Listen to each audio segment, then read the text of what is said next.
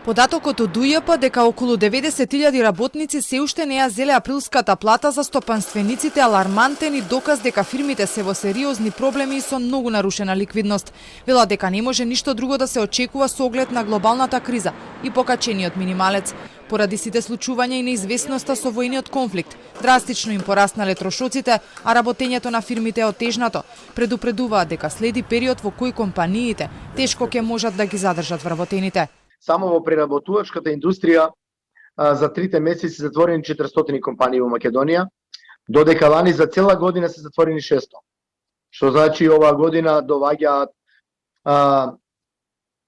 проблемите кои ги наследивме од короната, судрени со новите проблеми предизвикани со војната во Украина, така да многу тешко ќе се стопанисува и многу тешко ќе се задржат работниците.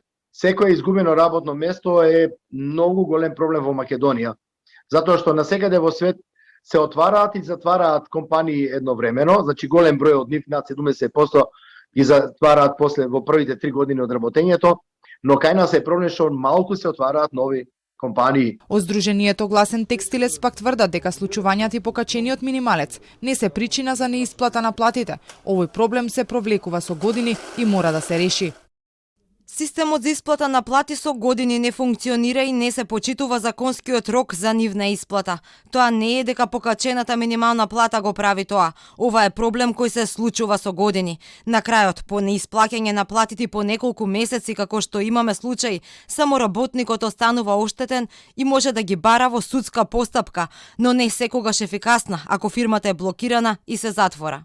Според УЈП, ако за март над 7.000 работници чекаат да добијат плата, за април 90.000 работници чекаат исплата. Во овој податок влегуваат и оние кои земаат минималец од 18.000, но и покрај тоа што тешко ги исплаќаат работниците, фирмите редовно ги подмируваат давачките кон државата. Од УЈП велат дека има зголемена наплата и кај данокот на добивка, и кај персоналецот, но и кај ДДВ-то.